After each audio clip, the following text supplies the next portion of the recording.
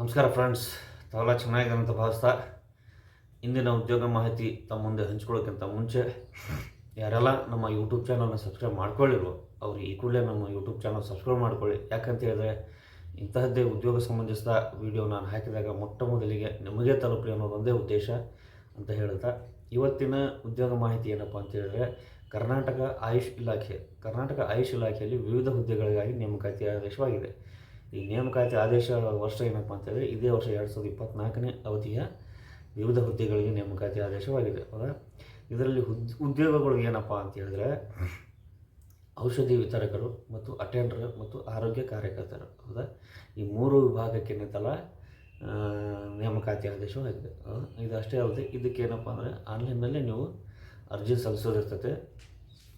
ಯಾರೆಲ್ಲ ನೀವು ಈ ಆಯುಷ್ ಇಲಾಖೆಗೆ ಸಂಬಂಧಿಸಿದ ಪದವಿಯನ್ನು ಮತ್ತು ವಿದ್ಯಾಭ್ಯಾಸವನ್ನು ಪೂರ್ಣಗೊಳಿಸಿ ಕೆಲಸಗಳನ್ನು ಹುಡುಕ್ತಾ ಇದ್ದಾರೋ ಅಂಥವರಿಗೆ ಅಂತಲ್ಲ ಇದು ಒಳ್ಳೆಯ ಅವಕಾಶ ಅಂತ ಹೇಳ್ತಾ, ಈ ಆಯುಷ್ ಇಲಾಖೆಯಲ್ಲಿ ಹುದ್ದೆಗಳಪ್ಪ ಅಂತಂದರೆ ಯಾವ್ಯಾವ ಹುದ್ದೆಪ್ಪ ಅಂತಂದರೆ ತಜ್ಞ ವೈದ್ಯರ ಹುದ್ದೆ ಏನೈತಲ್ಲ 4 ಹುದ್ದೆಗಳು ಅಂದರೆ ಔಷಧಿ ವಿತರಕರು ಅಂತಂದರೆ ಇದಕ್ಕೆ ಮೆಡಿಕಲ್ ಸ್ಟೋರ್ ಅನುಭವ ಇರಬೇಕು ಮತ್ತು ಡಿಫಾರ್ಮಸಿ ಆಗಿರಬೇಕು ಅಂಥವ್ರಿಗೆ ಅಂತಲ್ಲ 3 ಉದ್ಯೋಗಗಳನ್ನೈತಲ್ಲ ಮೀಸಲಿರಿಸಿದ್ದಾರೆ. ಮತ್ತು ಅದೇ ರೀತಿ ಬೇರೆ ಬೇರೆ ವಿಭಾಗಕ್ಕೆ ಏನೈತಲ್ಲ ಉದ್ಯೋಗಗಳ ನೇಮಕಾತಿ ಆದೇಶವಾಗಿದೆ. ಮತ್ತು ಇದಕ್ಕೆ ಐತಲ್ಲ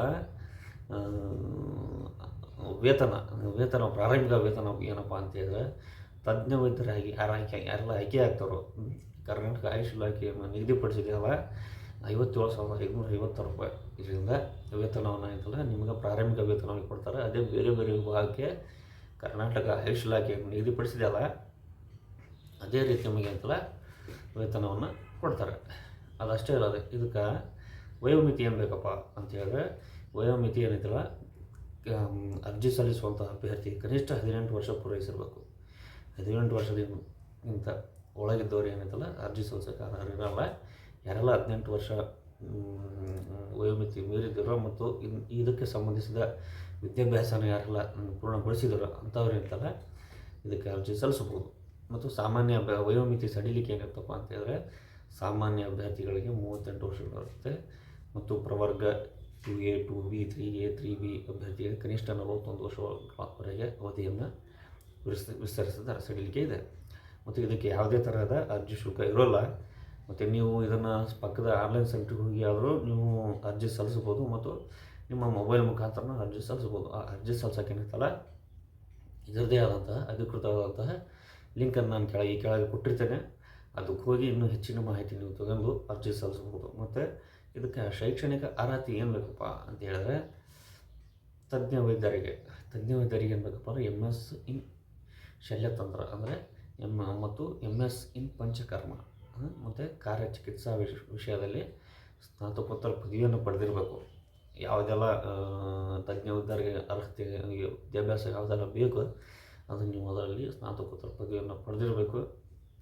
ಮತ್ತು ಅದೇ ರೀತಿ ಇದು ಔಷಧಿ ವಿತರಕರಿಗೆ ಏನಪ್ಪ ಅರ್ಹತೆಗಳು ಬೇಕಂತ ಹೇಳಿದ್ರೆ B ಫಾರ್ಮಸಿ ಪದವಿಯನ್ನು ಜೊತೆಗೆ ಆಸ್ಪತ್ರೆ ಚಿಕಿತ್ಸಾಲಯ ಫಾರ್ಮಸಿಗಳಲ್ಲಿ ಅನುಭವ ಹೊಂದಿರಬೇಕು.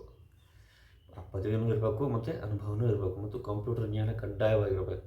ಕಂಪ್ಯೂಟರ್ ಜ್ಞಾನ ಇಲ್ಲ ಅಂದರೆ ನಡೆಯಲ್ಲ. ಮತ್ತು B ಫಾರ್ಮ್ ಅಭ್ಯರ್ಥಿ ದೊರೆಯದ ಪಕ್ಷದಲ್ಲಿ ಕನಿಷ್ಠ 2 ವರ್ಷ ಅನುಭವ ಇರುವ D ಫಾರ್ಮಸಿ ಅಭ್ಯರ್ಥಿಗಳನ್ನು ಪರಿಗಣಿಸಲಾಗುವುದು. ಹೌದಾ, 2 ವರ್ಷ ಅನುಭವ ಇರೋರನ್ನ ಏನಂತಾರೆ ಪರಿಗಣಿಸ್ತಾರಂತೆ.